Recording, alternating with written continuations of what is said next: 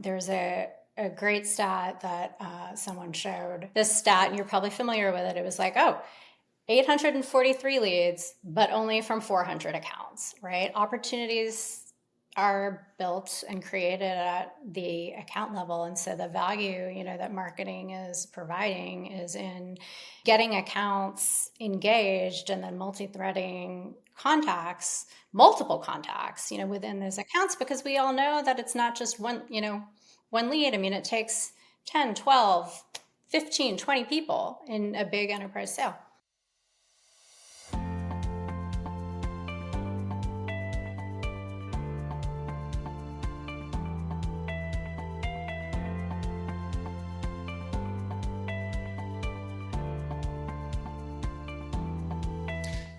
Hi, gang. Welcome back to Tomorrow's Best Practices Today. Today on the podcast, we got such a great guest. Erin Cresta is joining us.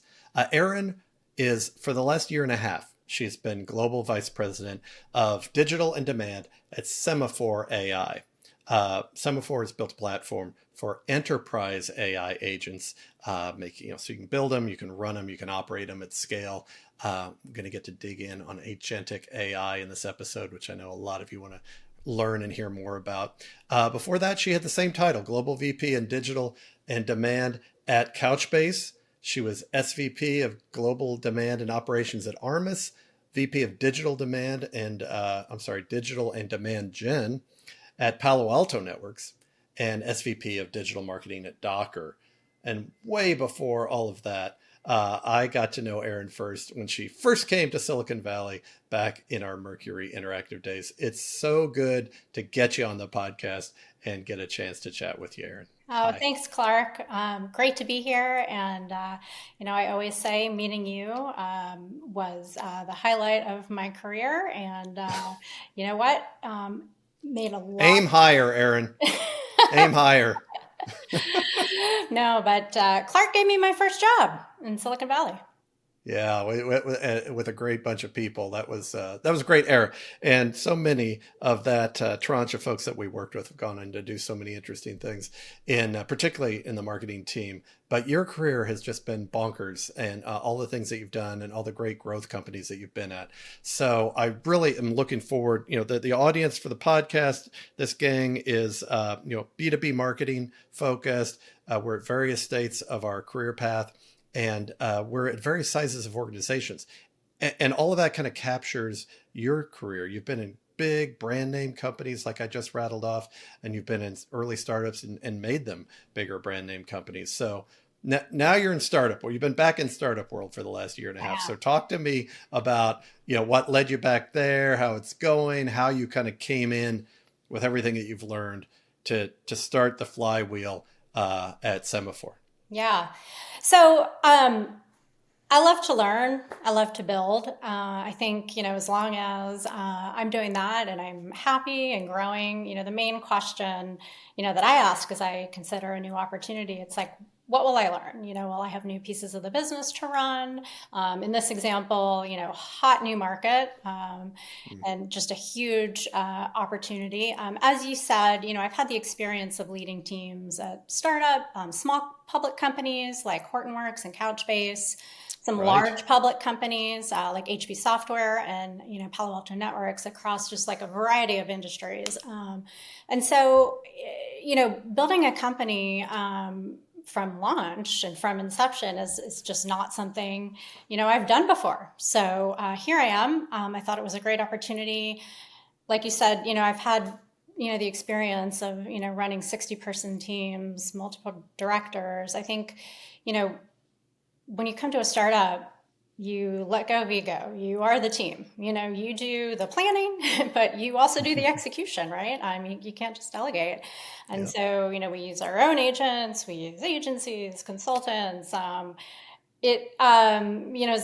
an example, it was years since I, personally wrote digital ad copy, right? I had teams of people doing it. And I think what's really cool too is the opportunity to have like a unique seat at the table as you're building a business. So like just last week, I was in Atlanta. We were talking about, what does the sales team of the future look like? I have the opportunity in this role to influence the in-product journey, which is something maybe that not a lot of folks get when they're in the marketing seat. What I'd also say, in terms of what drew me here is just I've worked with our CEO, co-founders at multiple companies. And so it's a really experienced founding team, and they have a great track record of success. So I was excited about that.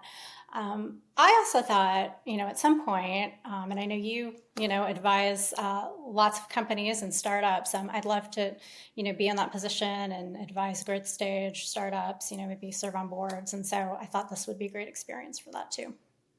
Yeah, it's just all the things that that you take for granted without knowing you take it for granted sometimes in a larger organization, and often you hear the phrase, well, we're like a startup inside a larger organization. It's like, no, you're not. Yeah. Not if you've got 3 agencies and, Yeah. a bunch of overhead being covered for you and, a sales force that's up and running and you're just slotting one more product into it. No, you're not. Yeah. Yeah. So, But that's the cool it, part and the fun part. that's the cool part, right? I mean, that's the visceral part of it. What did you find? So, talk to me about the situation then. Like you say, great set of people, right? Underneath it all, it's always the team of people, always the thing that you have to prioritize when you're looking at your career path, your next opportunity. You have that locked in. So now you've got this hot market, agentic AI, probably fewer things hotter, certainly in B2B. But you've got the specific landscape that you got to fit into in the specific mission. What have you found to be the largest levers that you're concentrating on in the marketing mix or as you approach your marketing strategy? Yeah. And how did you determine them? I guess would be the teachable moment. Yeah.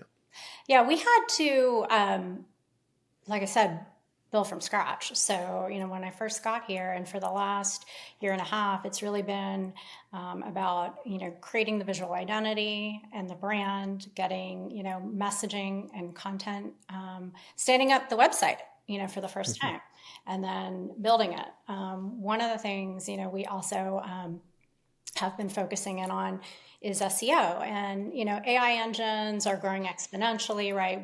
We all know that. But Yeah. the truth is, 93% of global search share is still owned, by Google, and the AI engines are using, it to train and, for their own indexes. And so, as a startup, we got to get good quality content, up on the site and into the market. And, I think with, the AI agent, the AI, engines as well, it's also very important to think about, visuals and diagrams and videos, right? You have longer tail, searches that you need to be able to answer for. I was just on, an Inverta roundtable a couple of weeks ago, and we were talking about the fact that, the searches in the AI engines are like 16 to 17 words, right? And so, my mix is a little different right now. It has not been as demand focused because we, needed to initially get up and running, get the site up and get, foundational content built. But those are the things I've been focusing on for now. So that's interesting. Yeah, it makes complete sense, right? And so I would imagine that's influenced sort of your hiring strategy, the team you're putting in place. So I think it'd be interesting for the audience to hear about when you're at that front end, you have to establish, much less build a profile, and you're shifting over to the comm side. What does the hiring plan look like? And for you guys, with living in the agentic AI world,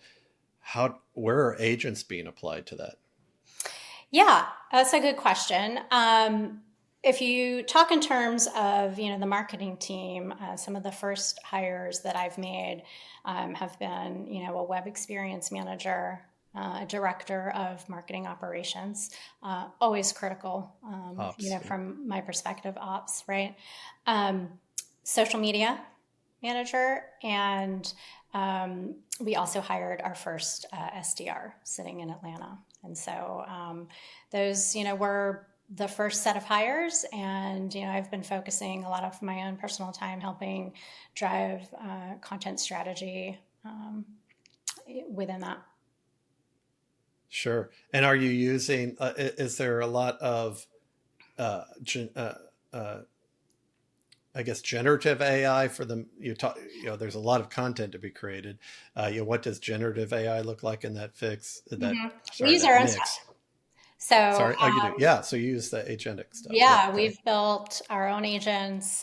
We have several different agents that we use, like a marketing content agent, as well as like a meeting prep agent to prepare, SDRs and our SE and, field sales for, first and second meetings as an example. So I've personally used it to, do ad headlines and, when I'm being really wordy and I know I need to get, the Google responsive search ad headlines to under, 30 characters. It's helping me cut, right? Yeah. It, is assisting us with web content and, research. So, yeah, it's fun. We have a little workroom where all the different marketing agents that we can access are, available to us. And then other teams have some of their own agents. So, there's a whole section just for customer success as an example, and the SE team. So talk to me about that workroom. I think that folks are hearing a lot. They're beginning to use more and more, ChatGPT or LLMs. They're interacting with them various ways. The workroom, as you've kind of described it to me in the past, and all of the different functions that are involved there. How do you actually interact with these agents? What does a day in the life look like for somebody on your team going into the workroom and leveraging it to get their work done? Yeah, I mean, we have our own space and permissions, right? And so there is, beyond the workroom, a control room where folks that are sitting in like central AI operations or IT can go in and, ensure that the agents are secured and governed, and only the people that have access, are supposed to have access to them have access, et cetera. But the workroom is really a space for users. Like myself. And so we have, several different agents in there, and we interact in natural language. We're all marketeers here, so let's bubble down through the funnel a little bit. Because at the end of the day, we have to be selling your solution. We have to be building a great customer base and retaining them. How do you intertwine the work that you've been doing around the content, around the awareness, around the comms with demand gen? And how's that investment looking? What are you doing differently maybe this time than you've done in the past when you get those next few notches farther down in the funnel? I think one of the things we're thinking about, right now is how do we define the product journey and, the user experience. And so thinking about things like how do we embed AI in the product. And we're just, we're at the beginning, right? But we are having these conversations actively. When do we capture contact information? And at what point? Maybe it's not, Clark, like a form. We all used to, 10 years ago, advocate for a form. I want the leads, right? Sure. But we all know now that there's not a lot of tolerance for that. And you have to give people access, to your content, and they want it ungated, right? And so, we're thinking about those questions, but thinking about it in context of not just, on the site, but like in the product, right? So, what are the friction points in the product? Where are users experiencing value? Can we do a promotional message in the product versus a nurture email or an ad hoc email once a week, right? What are the metrics that we need to be looking at? You talked funnel, right? So there's got to be some alignment around what are the key stages in the product journey. Yep. That you're going to be measuring, and then what are those usage stats? And so we're looking at things like that. I am also, part of the crowd that wants to move from sort of lead thinking to, account focus and account funnel. And I think that conversation is very active right now in our Yes. community and within the marketing community.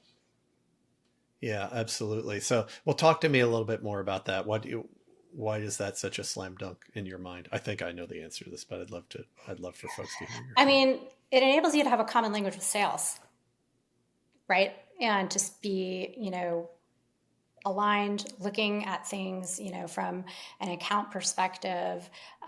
There's a great stat that someone showed. I think it was maybe Carrie Cunningham in one of Kathy Muck's roundtables, and he showed this stat, and you're probably familiar with it. It was like, 843 leads, but only from 400 accounts, right? Opportunities are built and created at the account level. And so the value, that marketing is providing is in, you know, getting accounts engaged and then multi-threading contacts, multiple contacts, within those Yep. accounts, because we all know that it's not just one lead. I mean, it takes 10, 12, 15, 20 people in a big enterprise sale. Yep. And so There's only I one think, budget, right? There's yeah, only one one budget budget. at that account, And but there how could be many? 20 people that are fighting over it Yeah, or are deciding it or are making their cases or will benefit from your solution, right? So you can't, and it is, I think that's changed a lot as well over the last, 5 or 10 years, where the idea of like, well, who's your champion?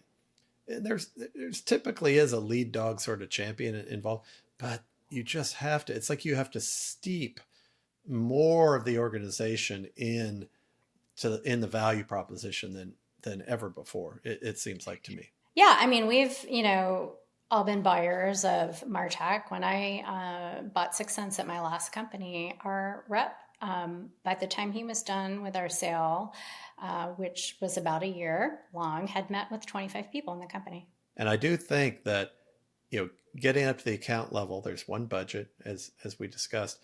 And what are the new accounts that the marketing team, that the sales team has not been able to get to, or maybe you don't want them spending their time getting to, that you can bring into the mix, because then, of course, you're going to be tackling them in some sort of orchestrated, combined manner.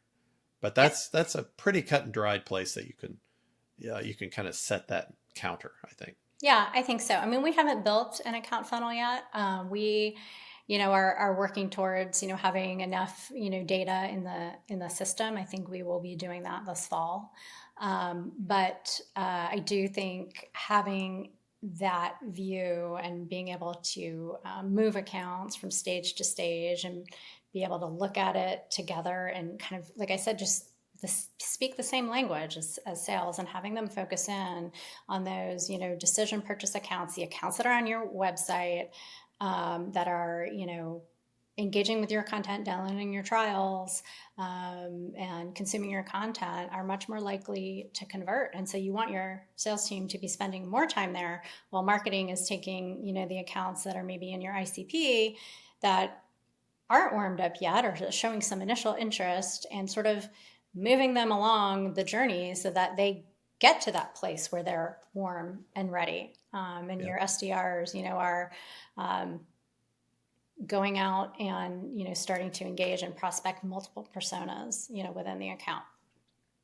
Yeah, go where the ground has been softened up a little bit for them, right? And you know that you've been able to establish some fit, et cetera, et cetera. How do you, at just a pragmatic level, either at Semaphore, how you're doing it, maybe some of this is a little bit farther down the road yet for you, but maybe what you've learned in all the great companies and all the great marketing organizations that you've built, what's how do you share those signals with sales, and what kind of rhythm are you on? How do you get to that coordinated, healthy conversation with sales? It's a good question. For me, coming to Semaphore was, also an opportunity just to like drop right into the deep end, of Yeah. like the hottest market today. And, it is getting kind of noisy out there, right? We are really deep believers in the value of AI agents to, transform business operating models. And, with that, we've architected and designed our product to put power, in the hands of the business user. And so we have this concept called a runbook, which really powers the agents that you create in Semaphore Studio. And you can think of a runbook as like a recipe, right? And so within the runbook, you decide what work that the agents are going to do. You determine and set, the goals or the outcomes that you would like to achieve. You give the agent directions. You tell it what data sources to go to and, what actions you would like it to take in different enterprise applications that it might be accessing. And so, like, who better, to describe this than the person that's actually driving and running the process, who has that knowledge? That's the business person. So that's really our, underlying philosophy. And And you can, go to our website. We have Studio available for download now. There's all sorts of blogs and a new learning center that we've put together all around AI agents. So might be a great resource for the community here. it's a B2B platform, so I'm sure there's agents at the yin yang for all different sorts of things. But in our conversation here, what are the top marketing agents or the most typical roles, missions that marketing teams give these agents? Yeah, I mean, I think the biggest one right now is content. I think you'd probably find, out in your community, a number of folks using agents to build marketing content, to personalize marketing content. Another one would probably be research. So company and account research, enabling your BDRs or your SDRs to, go out to multiple sources, collate research, summarize it, be able to, help them personalize their emails. We started, writing a new runbook around database acquisition here. I think I mentioned, meeting prep. We've certainly seen examples of marketing operations tasks as well. Now being done by agents. And so there are, a couple companies out there that I think have designed very purpose-built agents specifically to be like a virtual, marketing ops person who can Yep. do, list uploads and data enrichment and things like that. So those are Well, just. maybe talk a little bit about that landscape. I don't. I just think it's really interesting that we're in this early stage that you always see where there are established behemoths that are, of course, we're going to be your AI platform, all the brand name folks, right? You've got these very point solution folks that are coming up. We're going to leverage AI to, make this person's job a lot easier than that person. We're going to knock them down, right? And it strikes me that Semaphore is a little bit in the middle, but how do you think about how solutions are being created in this space, and maybe how, as you said, we've all spent a lot of time building out our tech stacks, building out our AI stack. What are the trade-offs that people should think about between the different ways that vendors are approaching the market? Yeah, that's a good question. I mean, I think we see ecosystem vendors like a Google, or, a Salesforce building agents and assistants really to add value to their current install base. And then to your point, there might be very purpose-built or vertical agents, Yeah.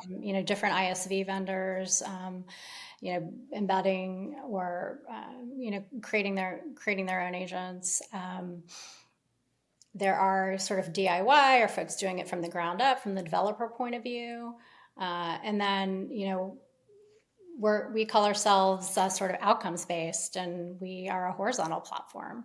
And I think one of the big benefits of our platform is that we are also enabling IT, operations, AI operations folks to essentially manage, govern, secure agents. And I think the security of agents is a big deal and a big concern for folks these days. And how do you, so folks that, so a couple of things when you say security, immediately hop into my mind. One is the different folks across the organization that become involved in that evaluation and that selection. But the first is how you differentiate on that. How would you, how would Semaphore, what is it that you're doing? What is it in your philosophy that builds in that security? Um, I think it's the central management platform, right? And so Mm, the ability, to provide, role team-based access, just as one example. We also, if you go to our website, have a number of, enterprise certifications that yep. the platform has achieved, which I think, gives folks that are in a large enterprise maybe a bit more confidence there. Okay, one of the things that you mentioned, Erin, is that you get to do this with a management team that you know well. That this is your third time at this together, and so I'm curious, what's different this time? What's the same this time compared to the other times that you all have built companies together? Yeah, great question, Clark. What's terrific is, as you mentioned, being able to work with people you know and trust. So, that's great. This is my third startup, and so, what is different is being the first marketing hire, right? So, I went to Docker in 2019. It was a large startup, Series E, around 500 people at that time. And during my year there, we sold off the enterprise business, we recapitalized, we relaunched the developer SaaS offering under a new Series A round. And it was like quintessential startup, down to a really cool warehouse in San Francisco. That was the office. Yep. I was also at a Series C startup, but with Semaphore, I started 6 weeks after the company launched. So it really was, building from scratch. Docker, though, is a well-known brand. I had millions of developers in the database to market to. It's very recognizable. Here we've had to build everything from the ground up. So it's, what does the logo look like, right? The brand and visual identity, get the first website off the ground, foundational messaging and content. I think the thing that doesn't change, though, is just the fast pace, the urgency. You have to have a passion for learning. You learn, from early customer feedback, messaging, might change weekly. At Docker, for example, we were testing through our, very large developer community. And Sure. I think just without a bias for speed and momentum and learning, you just won't get as far in the startup. So. What are you doing when you're not figuring out the platform for enterprise agentic AI for everybody else? Well, I'm hoping to get to wine country in the next 2 weeks. So I've got a good friend from college coming up.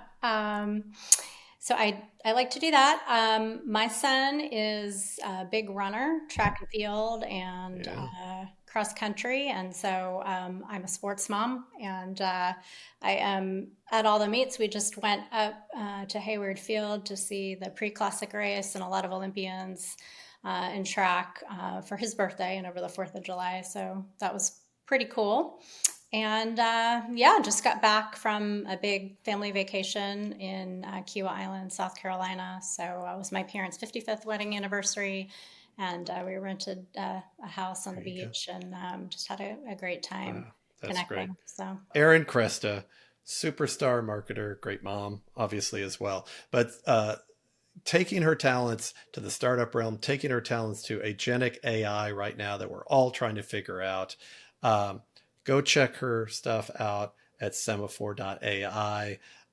Thank you, Erin, for the time. Really appreciate it. Thanks for all the great insights. It's been super valuable for all of us. Take care. yeah, We'll thank you, talk to you Clark. down the line. Appreciate it.